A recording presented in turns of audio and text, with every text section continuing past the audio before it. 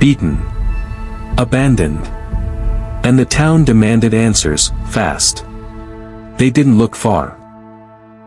Within hours, a 14-year-old black boy was taken from his home. Alone. No parents. No lawyer. No record of wrongdoing. Just a whispered accusation and a badge telling him to confess. He stood trial in a courtroom that never heard his side. No defense witnesses. No written confession. No real evidence. The jury, 12 white men, returned a verdict in just 10 minutes. He was sentenced to death before his next birthday. This wasn't just a trial. It was a ritual. One meant to restore order in a town gripped by fear. But at what cost? This case would disappear from headlines, but it would never leave the hearts of those who knew him, those who believed the truth was buried alongside him in an unmarked grave. It would take 7 decades for the world to ask the question out loud. Was George Stinney a killer? Or was he executed, simply for being in the wrong skin, at the wrong place, in the wrong era? And if justice can kill a child, what does that say about justice? It began like any other spring day in the small segregated mill town of Alcolu, South Carolina.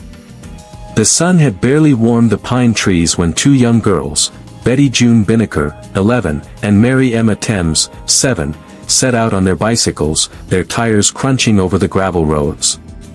They were close friends, known around the neighborhood, laughing and talking as they rode past white clapboard houses and rusted fences, across the invisible line that separated black from white in a Jim Crow town. They were looking for wildflowers, maypops, the local kids called them, when they stopped outside a small home near the railroad tracks.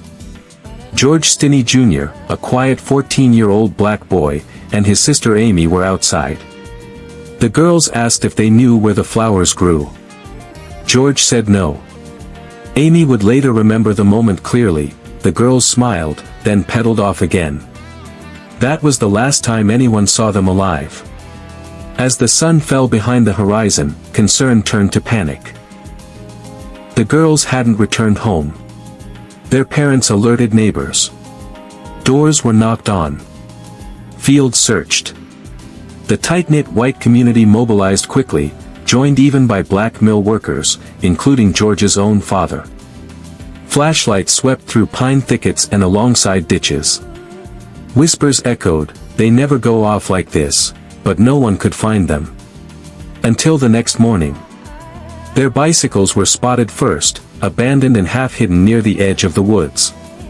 Then, deeper in the ditch near a waterlogged field, the bodies were discovered. Betty and Mary Emma had been bludgeoned. Multiple blows to the head, hard and brutal. One girl's skull had a gaping fracture. The others' injuries were just as violent. Their small bodies were dragged a few feet from the road and left behind like something discarded. Shock turned to fury. In a town already divided by race, where silence and fear kept people in their place, the murder of 2 white children set a fire under every suspicion. No evidence had been processed. No witness statements. But the sheriff was already on a mission. By that afternoon, deputies arrived at the home of the Stinney family. George and Amy were separated. George was handcuffed and placed into the back of a patrol car. His parents weren't present. No explanation was given. No lawyer informed. He was taken to the local jail, where white officers questioned him alone for hours. Whatever happened in that room would never be officially recorded. There was no transcript. No signed statement. No stenographer. But by the time the sun set again, authorities claimed that George Stinney Jr. had confessed to the murders. The story they told the public was simple: George had allegedly wanted to follow the girls and attack them. A motive was loosely constructed. The public, terrified and furious, accepted it without question. The speed at which suspicion turned into condemnation was breathtaking. That same night, George's father was told he no longer had a job. The family was evicted from the company-owned home. White men gathered outside, whispering, staring, waiting. The fear of mob violence hung in the air like smoke. The Stinneys fled the town under cover of darkness, leaving behind their possessions, and their son. In just 24 hours, George went from a boy asking questions about flowers, to a prisoner accused of killing 2 white children. There were no fingerprints. No witnesses. No blood on his clothes. But in 1944 South Carolina, being black, poor, and in proximity to a crime was often all it took. George Stinney Jr. was 14 years old when they arrested him. He didn't resist. He didn't run. He simply watched the officers approach, then followed them, quietly, out of the yard, as his mother and sister stood frozen in the doorway. He didn't understand what was happening. No one explained his rights. No one called a lawyer. No one informed his parents that he was being charged with the murder of 2 white girls. In that moment, George Stinney vanished, not just from his family, but from legal protection, from public view, from childhood. The town already had its story. And George had already been written into it. For hours, possibly longer, George sat alone in a room with no windows, being questioned by white officers. There were no recordings. No transcripts. No adult supervision. By the time they emerged, the officers announced they had their confession. According to them, George said he had followed the girls as they searched for flowers, tried to help one who had fallen off her bike, and then struck them with a 15-inch railroad spike. No one questioned how a 90-pound boy could drag 2 bodies across a field or conceal them in brush. No physical evidence ever tied him to the crime. No fingerprints. No blood on his clothes. Not a single eyewitness. But in the Jim Crow South, that didn't matter. While George sat alone in his cell, the town of Alcolu exhaled in collective relief. There had been a crime. And now, there was someone to blame. Rumors spread quickly. Whispers turned to statements. The words, confession, and Negro boy, appeared side by side in every headline. The case was sealed in the public's mind before it ever saw a courtroom. George's family, fearing mob violence, was forced to flee. His father lost his job at the lumber mill. Their home was abandoned. No pastor came forward. No community leaders rallied to his defense. The boy, now labeled a killer, had been left completely alone. Less than 72 hours after the bodies were discovered, George Stinney had gone from a schoolboy to a murder suspect awaiting trial. The sheriff's office had no evidence but a forced confession. Still, the gears of justice moved forward. A grand jury of all white men indicted him without ever hearing testimony from his family. His court-appointed attorney didn't call a single witness in George's defense. And while all this unfolded, George waited. In solitary confinement. In an adult jail. Terrified. Forgotten. There was no presumption of innocence. No protection under the Constitution. The trial hadn't begun, but the verdict had already been written, in the silence of a town eager to move on. What they didn't count on, was the world remembering. April 24, 1944. Less than a month after his arrest, George Stinney was brought to trial. He walked into that courtroom in a prison jumpsuit. Shackled. Surrounded by armed deputies. He sat alone at the defense table, so small his feet didn't touch the floor. In the audience, white townspeople packed every seat. His family was nowhere in sight. They had been warned not to come. The trial lasted just 1 day. Jury selection. Complete in less than 2 hours. All 12 jurors were white men. George's court-appointed attorney, Charles Plowden, did not challenge a single juror. He called no witnesses. He presented no physical evidence. He didn't cross-examine the prosecution's main witnesses. And he never even asked George to testify in his own defense. The only thing the jury heard was the word, confession. That was enough. There was no mention of George's alibi. His sister had seen him at home when the girls were believed to have been murdered. There was no discussion of the inconsistencies in the timeline, or how George, a frail boy barely 5 feet tall, could have overpowered 2 girls alone. The defense said nothing. And so, the state said everything. The jury deliberated for 10 minutes. 10 minutes to decide the life of a 14-year-old boy. When they returned to the courtroom, they declared him guilty of first-degree murder. The sentence, death by electric chair. No appeal. No reconsideration. Just an execution date to be scheduled by the state. George didn't cry. He stood there, confused but silent. No one explained what had just happened. He didn't know what electrocution really meant. But he knew enough to be afraid. And still, no one came to take him home. That night, while the town returned to normal, George was led back to his cell. The boy they had just sentenced to die lay awake, on a thin mattress, in a dark corner of a grown man's prison. 14 years old. Alone. Waiting to be executed by the very state that promised justice. He was just 14 years old. He stood barely 5 feet tall and weighed less than 100 pounds. His hands trembled as guards led him down a dim corridor at dawn, the leather straps of his ill-fitting prison uniform brushing against the concrete floor. In his arms, he clutched a small Bible, his only comfort, his only possession. And soon, his only seat. The room they brought him to was silent. Cold. Mechanical. There was no jury now. No lawyer. No family. Just the chair. Massive. Steel. Built for grown men.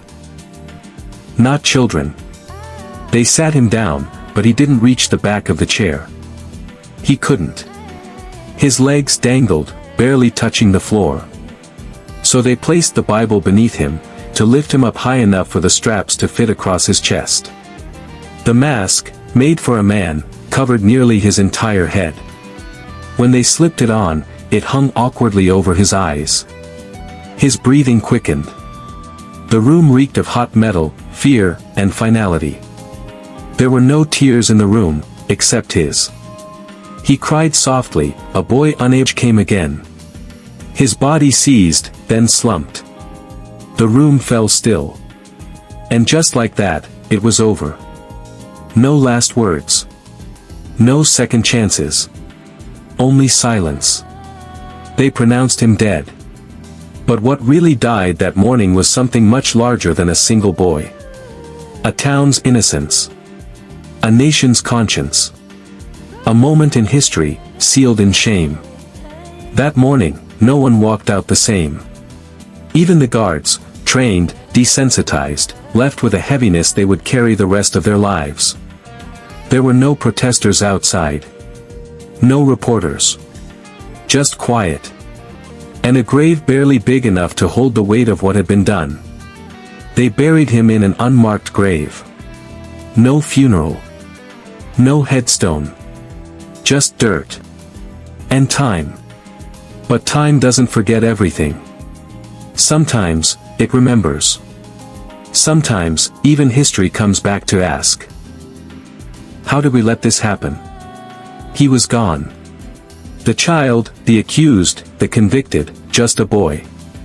In the hours that followed his execution, something unspoken settled over the town of Alcolu. There were no parades. No declarations of justice served. Instead, there was a hollow stillness where 2 lives had ended, and one lingered in awkward memory. George Stinney Jr. was laid to rest in a simple, unmarked grave. The family had fled town by nightfall, their belongings left behind, their home reclaimed by decay. There was no funeral. No headstone.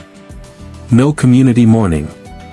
Only the memory of loss, swallowed by silence. His parents moved on, never spoke of what happened. His siblings grew up under a veil of shame and grief, unsure if talking about him would invite further danger. Years passed. Records disappeared. The county courthouse had no official transcript. The jail cell where he waited was torn down. And those who were present that day, guard, judge, juror, grew old or passed away.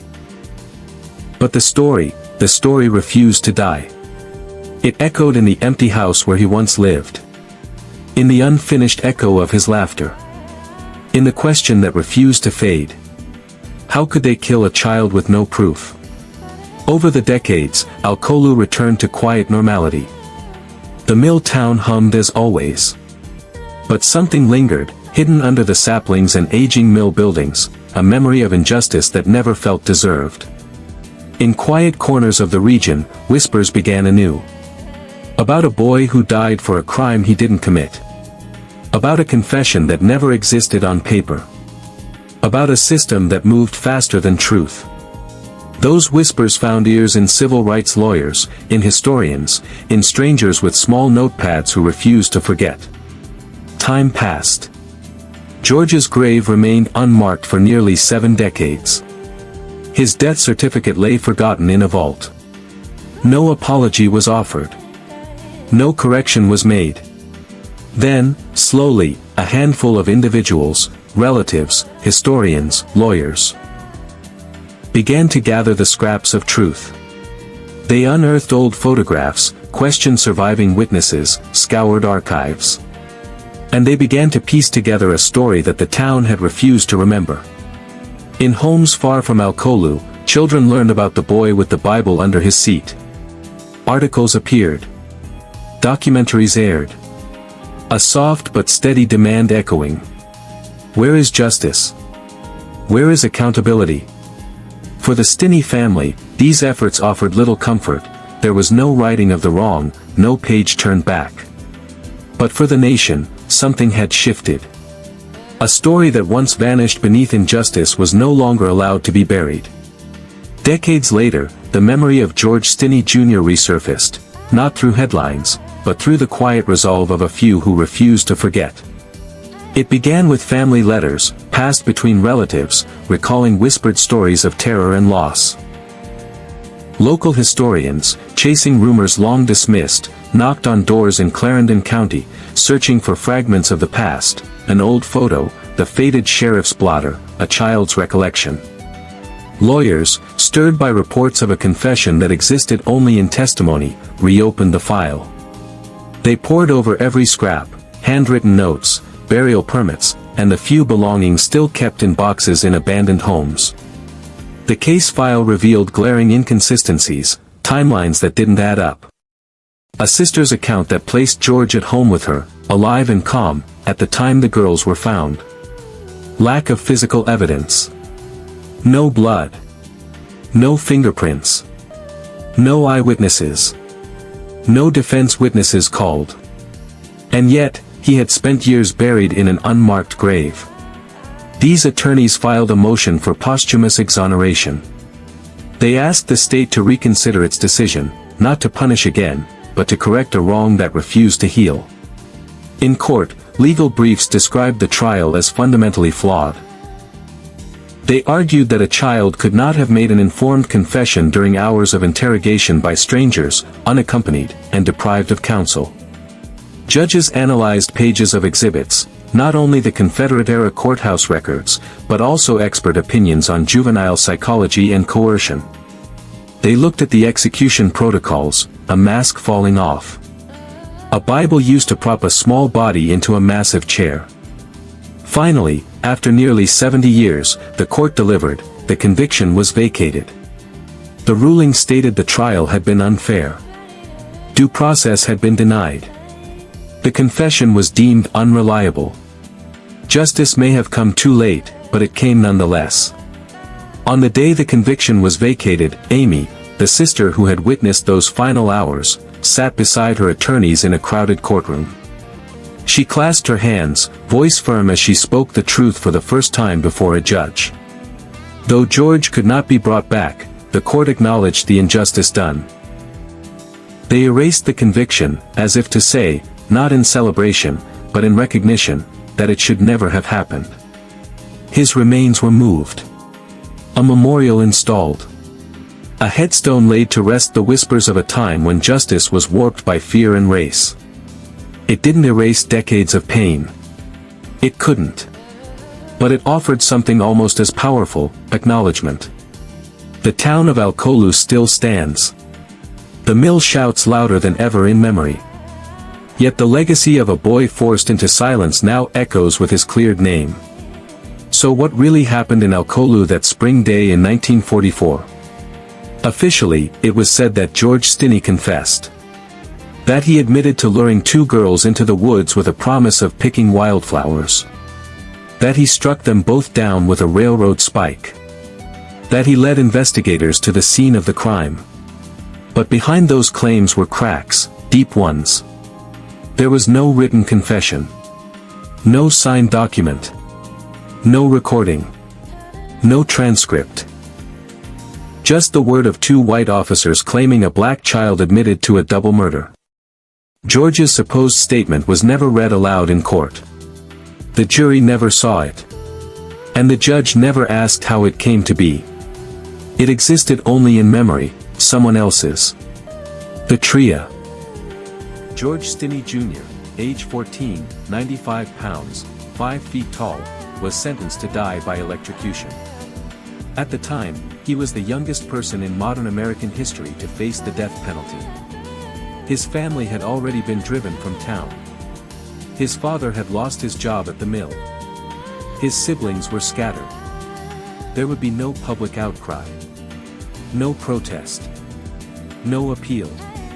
Only silence. And the silence was deafening. There was no physical evidence. No blood-stained clothes. No fingerprints. The murder weapon was never conclusively identified. Investigators suggested a heavy piece of metal had been used, perhaps a railroad spike, but never proved it.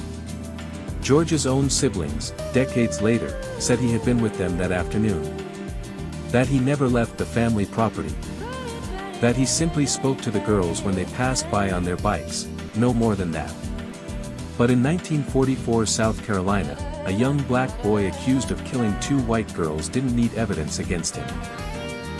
He just needed to exist in the wrong body, at the wrong time, in the wrong place. The courtroom was all white. The jury was all white. George never had a chance. When the day came, George walked into the execution chamber with a Bible under his arm. He had to sit on it, too, just so he could reach the electric chair's straps. He cried. Not loudly. Not wildly.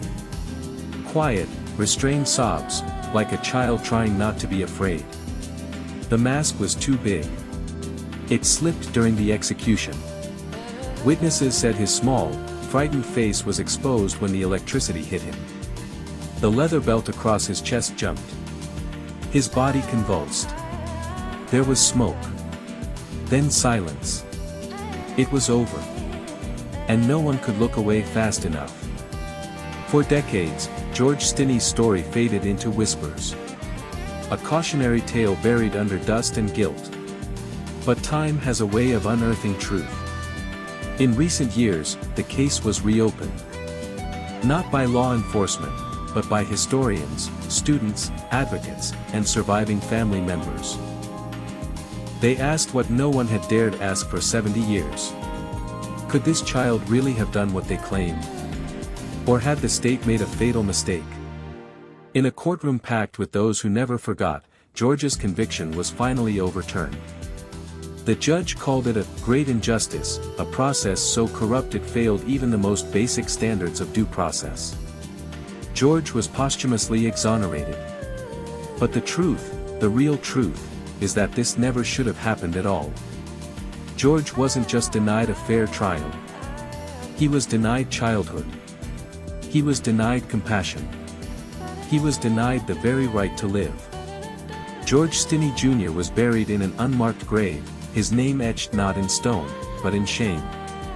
For years, there was no monument, no ceremony, no recognition of what had happened. Only the long shadow of injustice stretching across generations. The town of Alcolu moved on, at least, on the surface. The mill kept turning.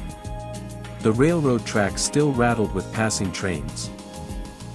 But behind the picket fences and weathered church pews, people remembered. Some whispered their doubts. Others clung to silence. And a few believed, deep down, that something had gone terribly wrong that spring day in 1944.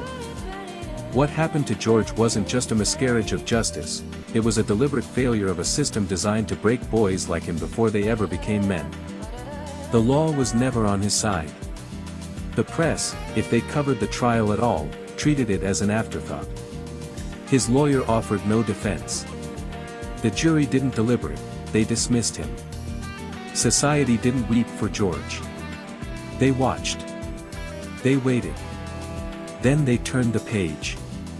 But history isn't silent anymore. Over 70 years later, in a courtroom filled with reporters, lawyers, and descendants of those who once stood silent, the state of South Carolina finally admitted its error. The conviction was vacated. The record, cleared. But what does justice mean to someone who's already dead? A judge may overturn a verdict, but she cannot undo the straps of the electric chair. She cannot unburn the skin. She cannot quiet the fear in George's voice or give him back the time he never had. For George's family, the exoneration was a relief. But it was also a wound reopened, a reminder that this country had taken something from them it could never return. A son. A brother. A future. And for black families across America, George Stinney's name became more than a headline. It became a warning, and a question we still wrestle with today. How many Georges were there? How many still sit behind bars, sentenced by systems that see the color of their skin before the content of their story? His legacy isn't just one of injustice. It's one of endurance, the kind that survives long after the courtroom lights dim and the headlines fade. George's name is now taught in classrooms. His story is etched in legal textbooks.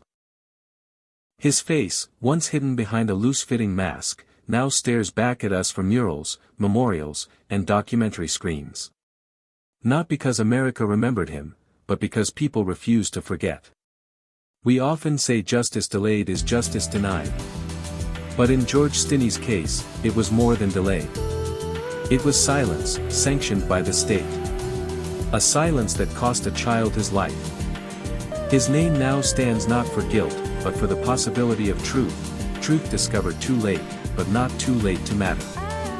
George Stinney Jr. never got the chance to grow up. He never got to finish school, fall in love, vote, or dream. At just 14, the state branded him a killer, strapped him to a chair, and turned off his future. Today, we know he was innocent. But the truth came too late.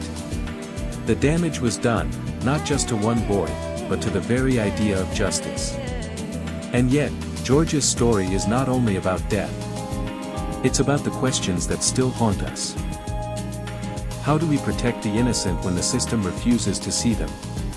How many names have been lost like his, swallowed by silence, erased by fear? His case is closed.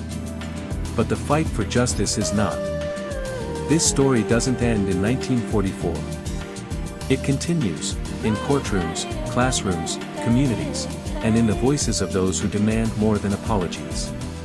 It lives on every time someone refuses to look away.